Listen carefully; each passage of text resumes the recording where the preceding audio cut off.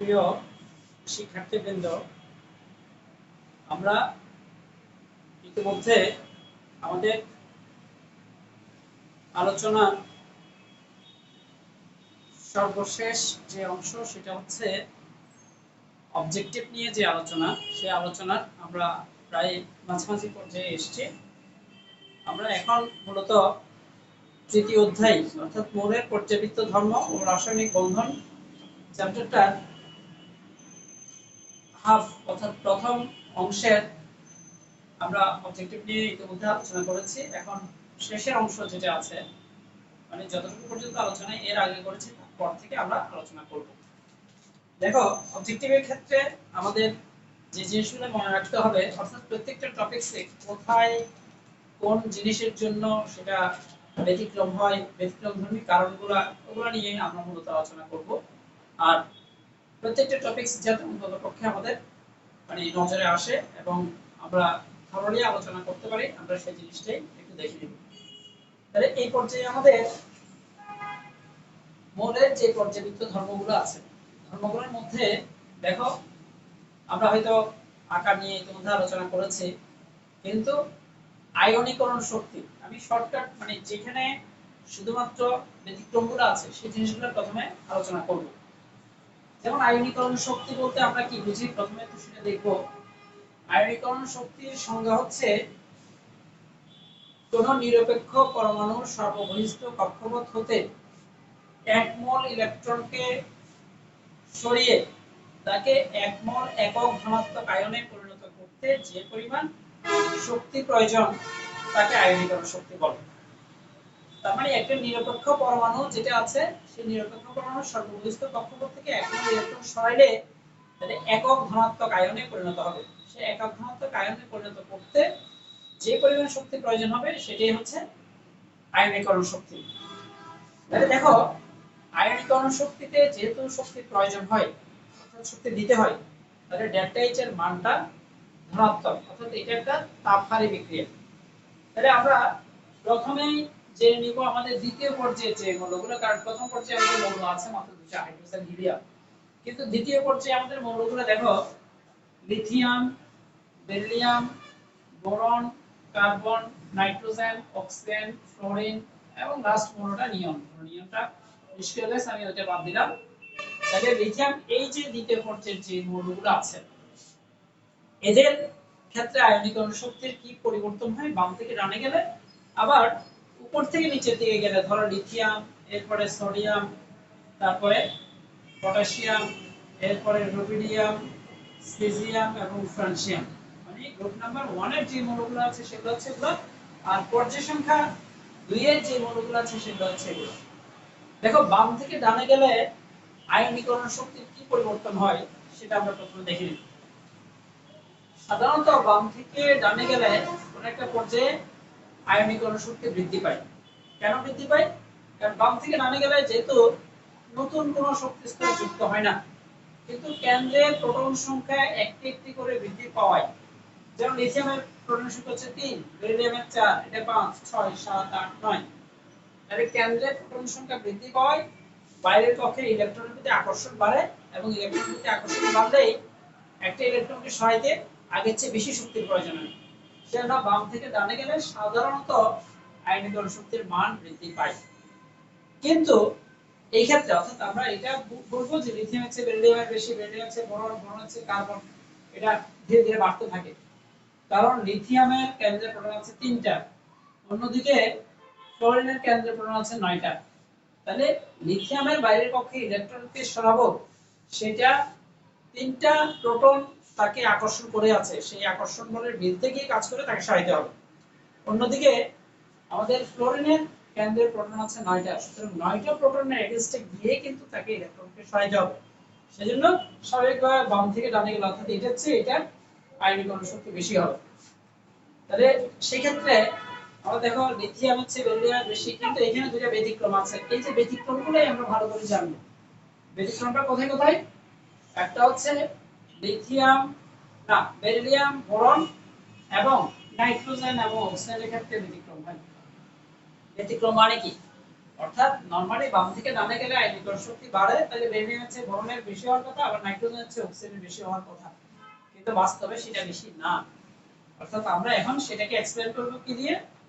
বেরিলিয়ামের পারমাণবিক সংখ্যা হচ্ছে 4 এবং তার ইলেকট্রন বিন্যাস হচ্ছে 1s2 2s2 এটা।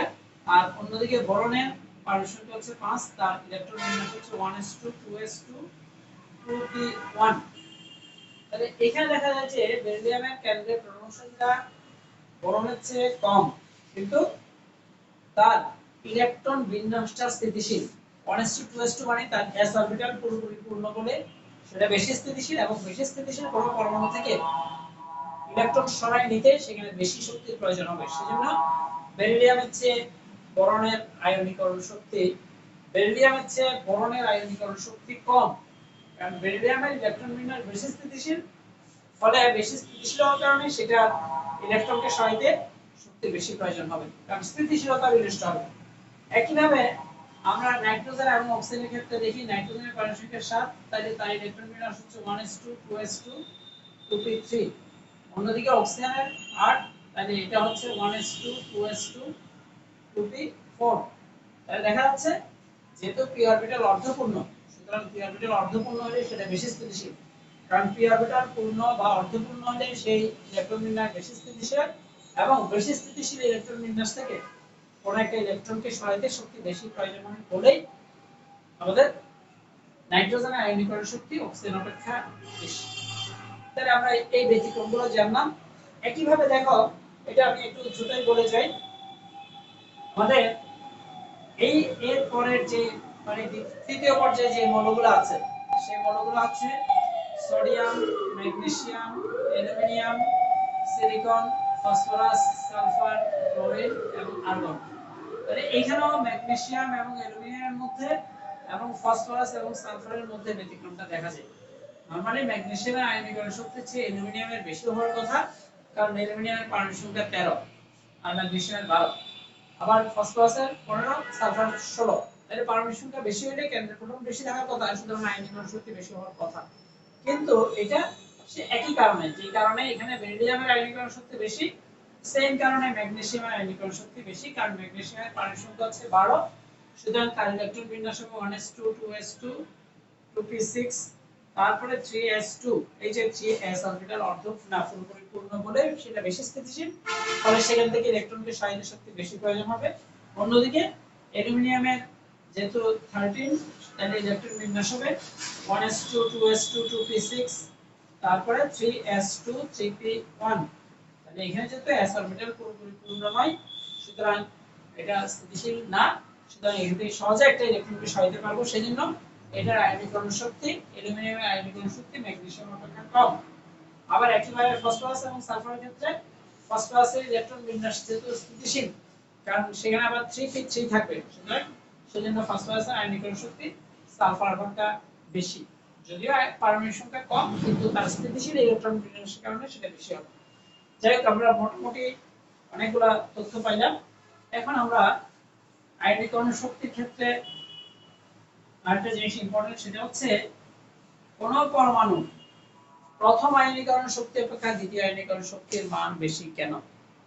ধরো আমি ম্যাগনেসিয়ামের কথা ধরলাম, ম্যাগনেসিয়ামের নিরপেক্ষ একটা ম্যাগনেসিয়াম পরমাণু থেকে 1 মোল ইলেকট্রন সরিয়ে তাকে Mg+ করতে যে শক্তিটা প্রয়োজন হবে সেটাকে বলা হয় প্রথম আয়নীকরণ শক্তি। কারণ নিরপেক্ষ পরমাণুর সর্ববহিস্থ কক্ষপথ থেকে 1 মোল ইলেকট্রন সরিয়ে তাকে একক ধনাত্মক আয়নে পরিণত করতে যে পরিমাণ শক্তির প্রয়োজন হয় সেটা হচ্ছে প্রথম আয়নীকরণ শক্তি। অন্যদিকে এই ম্যাগনেসিয়াম প্লাস থেকে আরেকটা ইলেকট্রনকে সরিয়ে তাকে ম্যাগনেসিয়াম 2+ করতে যে শক্তি প্রয়োজন হবে সেটাকে বলা হয় দ্বিতীয় আয়নীকরণ শক্তি।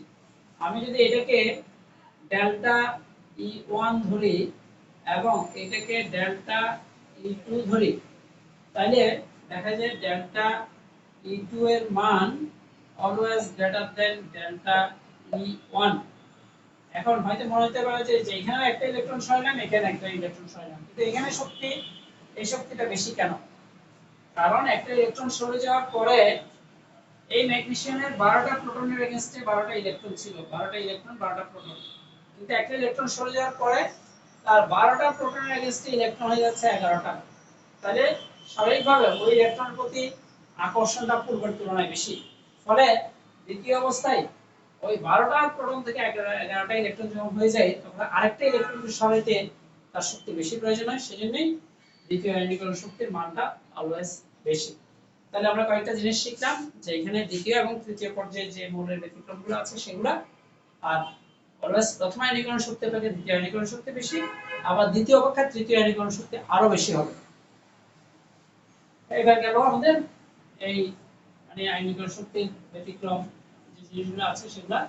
এবার আমাদের ইলেকট্রন আসক্তিরও কিছু ব্যতিক্রম আছে। ইলেকট্রন আসক্তির ব্যতিক্রমগুলো কি সেটা একটু দেখো। ইলেকট্রন আসক্তি তার মানে সেটা কি, কোন নিরপেক্ষ পরমাণুর সর্ববহিস্থ কক্ষপথে এক মোল ইলেকট্রন প্রদান করে তাকে একক ঋণাত্মক আয়নে পরিণত করলে যে পরিমাণ শক্তি নির্গত হয় তাকেই ইলেকট্রন আসক্তি বলে। ব্যাপারটা বুঝো। ধরো আমি ধরলাম যে ক্লোরিন একটা নিরপেক্ষ পরমাণু, তার বাইরের কক্ষে যদি আমি এক মোল ইলেকট্রন দিয়ে ক্লোরাইড আয়নে পরিণত করি তাহলে সেক্ষেত্রে ডেল্টা এইচ এর মান হবে নেগেটিভ, এটা ছিল পজিটিভ কারণ সেখানে শক্তি দিতে হয়। আর এখানে নিরপেক্ষ পরমাণুতে একটা ইলেকট্রন যদি আমি যোগ করি তাহলে কেন্দ্র খুব সহজে তাকে আকর্ষণ করে নেবে, এবং যে পরমাণু যত সহজে আকর্ষণ করে নেয় তার ক্ষেত্রে শক্তি নির্গত তত বেশি হবে। তাহলে আবার ক্লোরিনের যে কোনো নিরপেক্ষ পরমাণুর সর্ববহিস্থ কক্ষপথে এক মোল ইলেকট্রন প্রদান করে বা এক মোল ইলেকট্রন যুক্ত করে তাকে একক ঋণাত্মক আয়নে পরিণত করলে যে পরিমাণ শক্তি নির্গত হয় তাকে ইলেকট্রন আসক্তি বলে। তাহলে ক্লোরিনের ইলেকট্রন আসক্তির মান ডেল্টা এইচ নেগেটিভ কারণ শক্তি নির্গত হবে। এইবার আমরা যেটা দেখব সেটা হচ্ছে আবারও যদি আমি দ্বিতীয় পর্যায়ে মৌলগুলোর ক্ষেত্রে যাই, lithium, beryllium, boron, carbon, nitrogen, oxygen, fluorine, আমরা নিরপেক্ষ পরমাণুটা বাদ দিয়ে এই পর্যন্ত নিলাম। তাহলে দেখো আমরা আগে বলছি যে পরমাণু যত সহজে ইলেকট্রনকে আকর্ষণ করতে পারে, অ্যাট্রাক্ট করতে পারে, তার ক্ষেত্রে কিন্তু শক্তি নির্গত তত বেশি হয়। তাহলে খেয়াল করো লিথিয়াম, বেরিলিয়াম, বোরন বাম থেকে ডানে গেলে যেহেতু নতুন কোনো শক্তি স্তর যুক্ত হচ্ছে না, কিন্তু কেন্দ্রে প্রোটন সংখ্যা ধীরে ধীরে বাড়তেছে। তাহলে কেন্দ্রে প্রোটন সংখ্যা যত বাড়বে ওই ইলেকট্রনের প্রতি আকর্ষণটা তত বেড়ে যাচ্ছে এবং তত সহজেই ইলেকট্রনটা অ্যাকসেপ্ট দিতে পারবে। যেমন লিথিয়ামে যখন তার পরমাণু সংখ্যা 3, তাহলে সেখানে যদি তার বাইরের কক্ষে একটা ইলেকট্রন দিই সেই ইলেকট্রনকে ওই 3টা প্রোটন আকৃষ্ট করবে।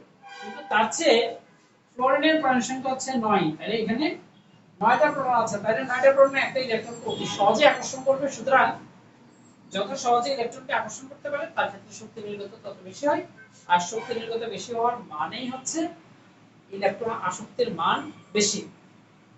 তবে এখানে একটা ব্যাপার আছে, তাহলে বাম থেকে ডানে গেলে ইলেকট্রন আসক্তির মান বৃদ্ধি পায়, আমরা আগে বলছি, আর উপর থেকে নিচের দিকে গেলে ইলেকট্রন আসক্তি হ্রাস পায়। কেন হ্রাস পায়?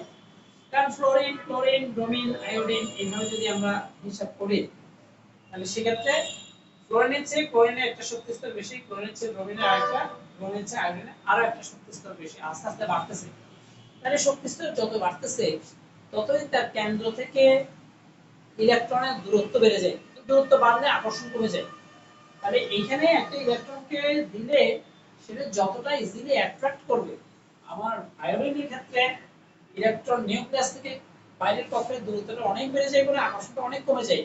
ফলে এখানে শক্তি নির্গত কিন্তু অত হবে না, কারণ আমরা আগেই বলছি যে যত সহজে ইলেকট্রনকে আকর্ষণ করতে পারে তার ক্ষেত্রে শক্তি নির্গত বেশি হয়। তাহলে উপর থেকে নিচের দিকে গেলে ইলেকট্রন আসক্তি হ্রাস পায়। কেন হ্রাস পায়? কারণ উপর থেকে নিচের দিকে গেলে যেহেতু একটা করে নতুন শক্তি স্তর যুক্ত হয়, সুতরাং একটা করে নতুন শক্তি স্তর যুক্ত হলে কেন্দ্রের নিউক্লিয়াস থেকে তাদের দূরত্বটা, বাইরের কক্ষের দূরত্বটা বেড়ে যায়, ফলে আকর্ষণ কমে যায়, আর আকর্ষণ কমলেই ইলেকট্রন আসক্তির মানও কমে যায়। এখন এই ক্ষেত্রে তাইলে আমাদের হওয়ার কথা কি, মানে ফ্লোরিনের ইলেকট্রন আসক্তি সবচেয়ে বেশি হওয়ার কথা, তারপরে ক্লোরিন, তারপরে ব্রোমিন এবং তারপরে আয়োডিন, এটাই হওয়ার কথা ছিল, কিন্তু বাস্তবে এটা হয় না। কেন হয় না? এবার দেখো এটা ফ্লোরিনের ক্ষেত্রে একটু ব্যতিক্রম হয়। কেন? কারণ ফ্লোরিনের আকারটা খুব ছোট। ছোট মানে ফ্লোরিনের বাইরের কক্ষে যে 5টা ইলেকট্রন আছে, 5টা ইলেকট্রন না, ফ্লোরিনের বাইরের কক্ষে 7টা ইলেকট্রন আছে। 7টা ইলেকট্রন কারণ প্রথম কক্ষ দুইটা, দ্বিতীয় কক্ষ 7টা ইলেকট্রন। তাহলে যে 7টা ইলেকট্রন আছে সেটা মাত্র দ্বিতীয় কক্ষপথে আছে। আর বাম থেকে ডানে গেলে যেহেতু আকার ধীরে ধীরে ছোট হয়, তাহলে ফ্লোরিনের আকার এই পর্যায়ের মধ্যে সবচেয়ে ছোট। তাহলে আকার ছোট এবং সেখানে বাইরের পক্ষে 7টা ইলেকট্রন থাকা, ইলেকট্রনের ঘনত্ব অত্যধিক বেশি। ইলেকট্রনের ডেনসিটি বা ঘনত্ব বেশি বলে, বেশি হওয়ার কারণে সেখানে যখন আমি আরেকটা ইলেকট্রন দিব, কেন ইলেকট্রন দিব? কারণ আমরা জানি ইলেকট্রন আসক্তি মানেই একটা নিরপেক্ষ পরমাণুর সর্ববহিস্থ কক্ষপথে একটা ইলেকট্রন প্রবেশ করালে যে শক্তি নির্গত হয়। তাহলে এখানে যখন আমি আরেকটা ইলেকট্রন দিব, এমনিতেই সেখানে ইলেকট্রন ঘনত্ব বেশি, তাহলে আরেকটা ইলেকট্রন দিতে গেলে সেই ইলেকট্রনকে ওই পূর্বে থাকা ইলেকট্রনগুলো সহজে আকর্ষণ বা অ্যাকসেপ্ট করতে চাইবে না, কারণ তাদের নিজেদের মধ্যে বিকর্ষণ। ফলে যে ইলেকট্রনটা দিব সেটা নিউক্লিয়াসের হয়তো কাছে, সে মানে তার টেন্ডেন্সি আছে টানা, কিন্তু এই ইলেকট্রনের বিকর্ষণের কারণে সহজে মানে আনতে চাই না। ফলে সেখানে যতটুকু শক্তি নির্গত হওয়ার কথা ছিল ঠিক ততটুকু শক্তি নির্গত হয় না। এমনি শক্তি নির্গত হয় ঠিক আছে, তো সেক্ষেত্রে ক্লোরিনের কিন্তু একটা শক্তি স্তর বেশি হওয়ার কারণে সেখানে বাইরের কক্ষপথে ইলেকট্রন যে 7টা আছে সেটা 7টার মধ্যে আর বিকর্ষণ তেমন হয় না। ফলে একটা ইলেকট্রন সহজেই এসে জায়গা করে নেয় এবং শক্তি প্রচুর নির্গত হয়। সেজন্য ক্লোরিনের চেয়ে ক্লোরিনের ইলেকট্রন আসক্তি বেশি এবং ক্রমটা এরকম, ক্লোরিন গ্রেটার দেন ফ্লোরিন, তারপরে ব্রোমিন এবং তারপরে আয়োডিন। এই যেটা ফলো করবে এটা হবে না। তাহলে আমরা পেয়ে গেলাম যে উপর থেকে নিচের দিকে গেলে ক্লোরিন, ক্লোরিন, ব্রোমিন, আয়োডিন, এই চারটার মধ্যে ক্লোরিনের ইলেকট্রন আসক্তি সবচেয়ে বেশি, তারপরে ফ্লোরিনের, তারপর ব্রোমিন, তারপর আয়োডিন। আচ্ছা, এখানে আরেকটা কথা বলা দরকার, আমি বাম থেকে ডানে গেলে আয়নীকরণ ইলেকট্রন আসক্তিও বৃদ্ধি পায় এটা বলছি, কিন্তু এখানে কয়েকটা মৌলের ক্ষেত্রে দেখো বেরিলিয়াম, নাইট্রোজেন এবং আবার এখানে নিয়ন যে মৌলটা আছে, এই তিনটার ক্ষেত্রে ইলেকট্রন আসক্তির মান ঋণাত্মক না হয়ে উল্টো ধনাত্মক হয়। কেন? কারণ বেরিলিয়াম, নাইট্রোজেন এবং নিয়ন এই তিনটা মৌলের ইলেকট্রন বিন্যাসটা খুব স্থিতিশীল। কেন স্থিতিশীল? বেরিলিয়ামের ইলেকট্রন বিন্যাস হচ্ছে, আমরা জানি বেরিলিয়ামের যেহেতু পারমাণবিক সংখ্যা 4, তাহলে সেটা হবে 1s2 2s2, তাহলে ইলেকট্রন বিন্যাস স্থিতিশীল। তো স্থিতিশীল ইলেকট্রন বিন্যাস থেকে একটি ইলেকট্রন সরাইতে যেরকম শক্তি বেশি প্রয়োজন, সেখানে দ্বিতীয় নরমালি সে চাইবে না, কারণ তার তো স্থিতিশীলতা অলরেডি আছে, সুতরাং একটা ইলেকট্রন সে গ্রহণ করতে চাইবে না। যদি গ্রহণ করতে না চাই, বাট আমরা জোর করে যদি দিতে চাই, তাহলে সেখানে শক্তি প্রয়োগ করে তারপরে ইলেকট্রনটা দিতে হবে। শক্তি যদি প্রয়োগ হয় তাহলে সেক্ষেত্রে ইলেকট্রন আসক্তির মান ঋণাত্মক না হয়ে সেটা ধনাত্মক হবে। তাহলে বেরিলিয়ামের ক্ষেত্রে ইলেকট্রন আসক্তির মান ধনাত্মক। আবার একইভাবে নাইট্রোজেনের ক্ষেত্রে, নাইট্রোজেনের পারমাণবিক সংখ্যা যেহেতু 7, তাহলে ইলেকট্রন বিন্যাস হবে 1s2 2s2 2p3। সুতরাং এইটারও ইলেকট্রন বিন্যাস স্থিতিশীল বলে এখানে সহজে একটা ইলেকট্রন গ্রহণ করতে চাই না, সে কারণে এটার আয়নীকরণ ইলেকট্রন আসক্তির মানও ধনাত্মক। আর অন্যদিকে আমাদের নিয়নের যেহেতু পারমাণবিক সংখ্যা 10 এবং তার ইলেকট্রন বিন্যাস 1s2 2s2 2p6, তাহলে এটা যেহেতু p অরবিটাল পুরোপুরি পূর্ণ, p অরবিটাল পুরোপুরি পূর্ণ বলে সেটা বেশি স্থিতিশীল, ফলে ইলেকট্রনকে সহজে অ্যাকসেপ্ট করতে চায় না, গ্রহণ করতে চায় না। তো সেক্ষেত্রে ইলেকট্রন আসক্তির মান স্বাভাবিকভাবে ধনাত্মক হবে। তাহলে এই যে ইলেকট্রন আসক্তি, আয়নীকরণ শক্তি, যেটা আমি ব্যতিক্রম সহ জিনিসগুলো বুঝাইলাম। এরপরে আমাদের যেটা আমরা দেখব সেটা হচ্ছে ইলেকট্রোনেগেটিভিটি বা তড়িৎ ঋণাত্মকতা। তড়িৎ ঋণাত্মকতার ব্যাপারটা আমরা পরে আসছি। তড়িৎ ঋণাত্মকতা, দেখো তড়িৎ ঋণাত্মকতা হচ্ছে সমযোজী যৌগে সমযোজী বন্ধন। আমরা জানি সমযোজী বন্ধনে ইলেকট্রন শেয়ারিং এর মাধ্যমেই সমযোজী বন্ধন হয়। সমযোজী যৌগের দুটি পরমাণুর মধ্যকার শেয়ারকৃত ইলেকট্রন কোন একটা পরমাণুর দিকে বেশি ঝুঁকে থাকার যে প্রবণতা, সেটাকে ইলেকট্রোনেগেটিভিটি বা তড়িৎ ঋণাত্মকতা বলে।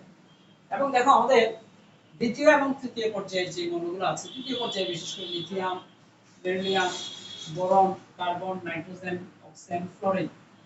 আর ফ্লোরিন নিচে আছে ক্লোরিন, আবার অক্সিজেন নিচে আছে সালফার। এদিকে হাইড্রোজেন, লিথিয়ামের উপরে আছে হাইড্রোজেন। এই যে দেখো এইখানে আবার একটা ইলেকট্রন বাইরে থেকে প্রবেশ করবে না, শুধুমাত্র তার যে ইলেকট্রনগুলো আছে, যে ইলেকট্রনগুলো দিয়ে সে সমযোজী বন্ধনে আবদ্ধ হচ্ছে, সেই ইলেকট্রনগুলো তার নিউক্লিয়াস থেকে কতটুকু আকৃষ্ট হচ্ছে সেটার উপর নির্ভর করে তার তড়িৎ ঋণাত্মকতার মান নির্ধারিত হয়। যেমন ফ্লোরিনের তড়িৎ ঋণাত্মকতার মান হচ্ছে 4.0, এটা 3.5, 3.0, এটা 2.5, এটা 2.0, এটা 1.5, এটা 1.0 এবং এটা 2.1। তাহলে আমরা দেখো এই ট্রেন্ডটা যে 4 থেকে 0.5 করে কমে কমে 1 এ চলে আসছে। আবার ক্লোরিনের হচ্ছে 3.0, এক কম, 3.5 থেকে এটাও 2.5। তাহলে দেখো উপর থেকে নিচের দিকে গেলে কিন্তু আবার তড়িৎ মান কমে। তবে এখানে ফ্লোরিন ক্লোরিনের ওই ব্যাপারটা আসতেছে না, কারণ ফ্লোরিনের বাইরের কক্ষে 7টা ইলেকট্রন থাকলেও সেখানে তো আমি নতুন করে ইলেকট্রন যুক্ত করতেছি না। এটা শুধুমাত্র তার কেন্দ্রের প্রতি কতটা আকৃষ্ট হচ্ছে। এটা কেন্দ্রের প্রতি ইজিলি আকৃষ্ট হবে, কেন্দ্র যেহেতু নিউক্লিয়াস কাছে, সুতরাং সেটার তড়িৎ মানও বেশি। তাহলে আমাদের এই মানগুলা যদি জেনে রাখো, আরেকটা জিনিস এখানে ফ্লোরিন, ক্লোরিন, ব্রোমিন, আয়োডিন এই মানগুলো আমরা জানবো। এটা 2.8, এটা 2.5। মনে রাখার একটা আছে, 4 থেকে এটা 1 কমছে, এটা 0.2 কমছে, এটা 0.3 কমছে, 0.2 কম, 0.3 কম। তাহলে এই জিনিসগুলো মানগুলো যদি জানি তাহলে আমাদের তড়িৎ ঋণাত্মকতা কি তাইলে সেটা হচ্ছে সমযোজী যৌগে আবদ্ধ দুটি পরমাণুর মধ্যকার শেয়ারকৃত ইলেকট্রন কোন পরমাণুর দিকে বেশি ঝুঁকে থাকার যে প্রবণতা তাকেই ইলেকট্রন নেগেটিভিটি বা তড়িৎ ঋণাত্মকতা বলে। এবং তড়িৎ ঋণাত্মকতার মানও কিন্তু বাম থেকে ডানে গেলে বৃদ্ধি পায়। এবং ফ্লোরিন সর্বাপেক্ষা তড়িৎ ঋণাত্মক মৌল। কেন? কারণ ফ্লোরিন হচ্ছে আমাদের দ্বিতীয় পর্যায়ে সর্বশেষ মৌল, যার আকার সবচেয়ে ছোট এবং তার নিউক্লিয়াস থেকে ইলেকট্রনের দূরত্ব সবচেয়ে কম, সুতরাং সবচেয়ে বেশি আকর্ষণ করবে। আর বেশি আকর্ষণ করলেই ইলেকট্রনকে টানার ক্ষমতা যার বেশি, তার ইলেকট্রোনেগেটিভিটির মান বেশি। আবার উপর থেকে নিচে দিয়ে গেলে যেহেতু শক্তির মান অর্থাৎ নতুন করে একটা শক্তি স্তর যুক্ত হচ্ছে, তাই নিউক্লিয়াসের সাথে ওই ইলেকট্রনের আকর্ষণটা ধীরে ধীরে কমে যাচ্ছে। সুতরাং সেই হিসাবেও কিন্তু ফ্লোরিনের তড়িৎ ঋণাত্মকতার মান পৃথিবীতে সর্বোচ্চ এবং সেটা 4। এরপরে আমরা পোলারিটি এবং পোলারাইন নিয়ে নেক্সট ক্লাসে আলোচনা করব। আজকে এতটুকুই। Good luck.